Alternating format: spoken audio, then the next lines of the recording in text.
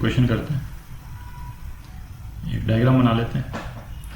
लेकिन तो ये बॉल को थ्रो किया, बॉल को ऐसे थ्रो किया यहाँ पर, ये बॉल जो है वो थीटा एंगल पे थ्रो किया, ठीक है। अच्छा, अब ये वॉल को क्लियर करती है बॉल, वॉल की हाइट जो है वो 3 मीटर है और वॉल जो है वो 6 मीटर दूर है, मतलब ये जो है ना 6 मीटर है। अच्छा, और बॉल जो है वो 18 मीटर चली वॉल क्लियर करने के बाद, मतलब ये जो है ये 18 मीटर है, ठीक है। एंगल थीटा पूछा है तो इसको इनिशियल वेलोसिटी इसकी u मान लेते हैं, ठीक है। तो मतलब दो सेट्स ऑफ इंफॉर्मेशन है, एक तो रेंज के बारे में इंफॉर्मेशन दे रखी है, ठीक है, इसका रेंज जो है 24 मीटर है, और एक बॉल किसी एक पर्टिकुलर टाइम में 3 मीटर हाइट पे रहती है, ठीक है। उन दोनों को लिंक करेंगे और तो पहले तो ये 3 मीटर वाला यूज करते हैं। तो यदि टाइम t में वो बॉल तक पहुंचती है, टाइम स्मॉल t में बॉल जो है, तो ux जो बॉल की वेलोसिटी है x डायरेक्शन में टाइम t, ये 6 मीटर हो जाएगा, ठीक है। और तो इसका ux कर देते हैं, ये ux और ये uy, y डायरेक्शन में वेलोसिटी, ठीक है। अच्छा, इतने ही टाइम t में बॉल 3 मीटर हाइट तक पहुंचेगी, ठीक है। तो इसको यदि मैं h मान लेता हूं तो पहले इक्वेशन लिख लेते हैं, h is equal to U Y T minus G T square by 2, ठीक है। अगेन सारे पॉजिटिव डायरेक्शन ऊपर की तरफ है, इसीलिए ग्रेविटी नीचे ले रहे हैं, ठीक है। तो 3 is equal to U Y T minus G T square by 2। तो दो इक्वेशंस तो ये आ गई अपने पास। अभी वेरिएबल ज़्यादा है अपने पास, ठीक है, वेरिएबल 1 2 3 वेरिएबल है। अच्छा, अब क्या है, ये रेंज है, ठीक है।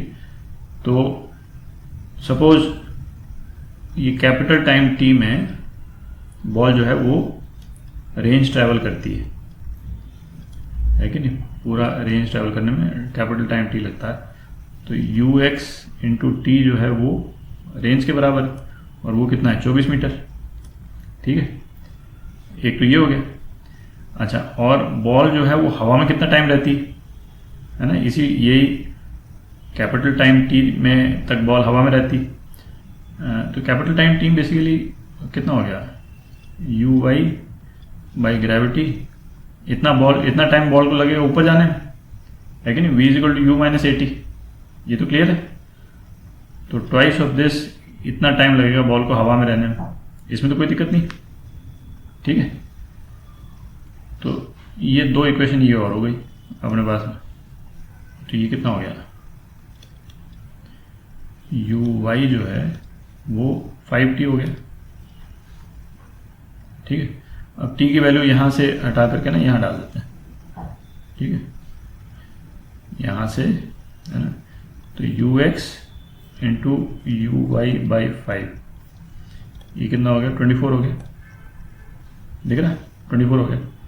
तो इसका मतलब क्या हो गया, ux यू वाई कितने हो गए 120 हो गया। यहां तक क्लियर, ठीक है। अब अपन इक्वेशन 1 और 2 यूज करेंगे, ठीक है। तो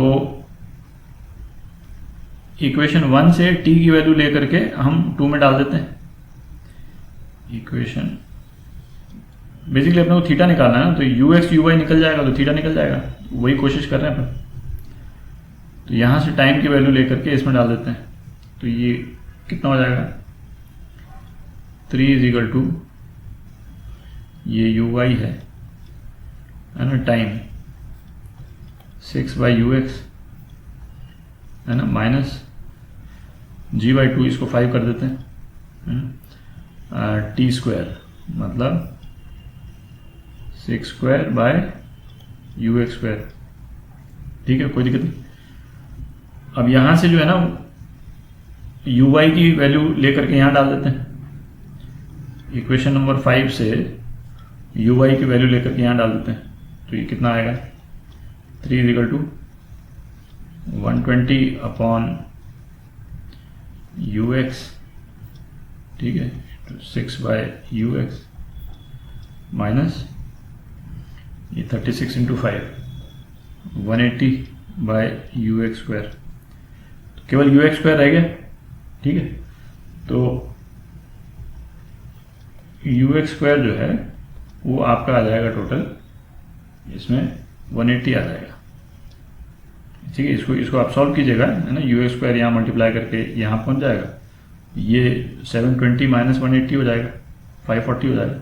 540 को 3 से डिवाइड कर दीजिए, 180 आ जाएगा, ठीक है। तो एक तो ये आ गया अपने पास, एक इक्वेशन तो ये आ गई अपने पास, ठीक है। अब यहाँ थोड़ी जगह बना लेते हैं। तो ये तो अपन निकाल ही चुके हैं कि ux uy जो है वो uy, ये x, ये 120 है, ठीक है। तो इसको डिवाइड कर देते हैं इस पे, तो ये कितना हो गया, ux uy divide by ux²।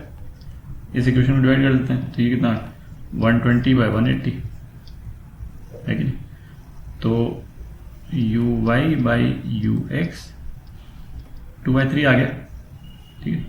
और uy/ux क्या होता था, ये तो इनिशियल वेलोसिटी है ना, uy/ux ये तो tan थीटा होता था, यही तो होता है tan थीटा, ठीक है।